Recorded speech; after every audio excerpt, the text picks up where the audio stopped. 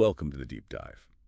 Today, we're plunging into a really compelling case study. Yeah, it's all about how a story told just through conversation can, well, do everything. Build worlds, characters. Exactly. Forge those deep emotional connections using nothing but spoken words. And you've brought us The Whispering Rock, which is a fantastic example, a real masterclass in dialogue. It really is. So, our mission today is to kind of unpack the creative choices behind it. Figure out those subtle techniques, right? The ones that make a story you only hear feel so vivid. How do you get that scene without visuals experience? Let's dive in. Well, it seems like so much comes down to the characters themselves, the planning there. You mean Leo and Maya, the storyteller and the listener? Precisely. Leo, he's the imaginative one, obviously. But Maya, she's not just passive. She's active, discerning. How essential is that dynamic when it's only dialogue? Well, our sources really stress Leo's vulnerability, Yeah. And Maya being this challenging listener, Challenging in what way, though? like asking questions, reflecting back. It stops it from just being Leo talking at her. It actually shapes the story as it goes. How does that work? I think their friendship is key there. That long-standing trust. Ah, okay. So it's not just background. No, it's active. Leo feels safe enough to be vulnerable, to share this quite dark story because it's Maya. And her questions aren't interruptions, they're prompts. Exactly. Probing, but non-judgmental. She's steering the emotion, making sure it's a real exchange, not just a performance. That history lets them be authentic. Okay, so with that trust established, they get into The Whispering Rock. Right, and the genre choice is interesting. It's sort of simple folklore, but layered with suspense. Which must be tricky without pictures.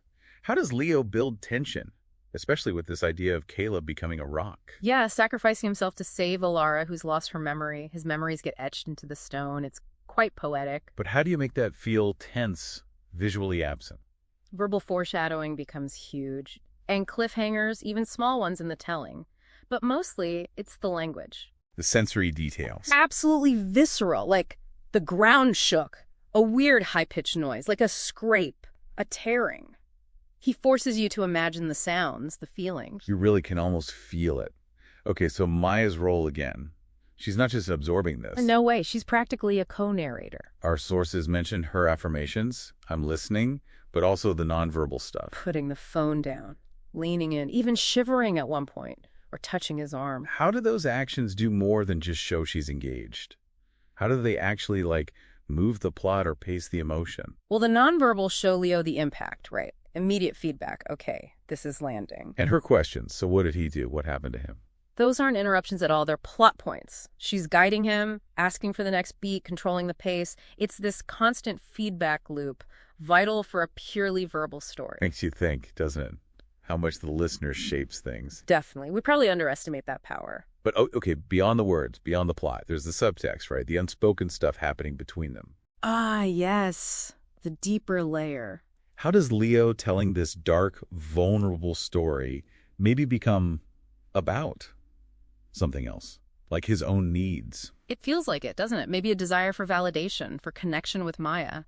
The story is the vehicle. And how does her listening respond to the unspoken need? Through that active, non-judgmental presence. And that final touch on his arm that says so much more than words could. It's affection, understanding. It deepens their bond. Without any big declarations. Exactly. And notice the theme of the story itself, sacrifice to be remembered. It subtly echoes Leo wanting to be seen, appreciated by her. It's all woven together. Wow. So much going on just below the surface, and it all works because the dialogue feels real. Utterly authentic. The sources point out the casual language, simple words, nothing too slangy or temporary. Timeless, yeah. Yeah. But what about the rhythm? Sentence length, pauses. How do those control the feeling? That's crucial. Short, clipped sentences when things get tense, like Caleb's sacrifice. Build suspense. Right. And then longer, maybe more flowing sentences for reflection, for the emotional weight. It guides your experience as the listener. You lean in, you pause with them. And things like Maya putting her phone down, that's show, don't tell, but in dialogue context. Precisely. It's an action, a beat in the conversation that speaks volumes about the shift in intensity. It proves the principle works even without description. So wrapping this up, what's the big takeaway from this deep dive?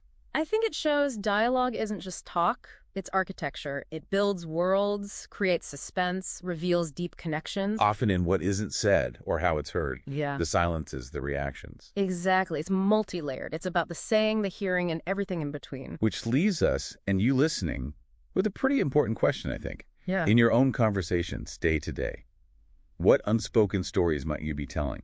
And what could you discover if you listened just a bit more actively? Like Maya did.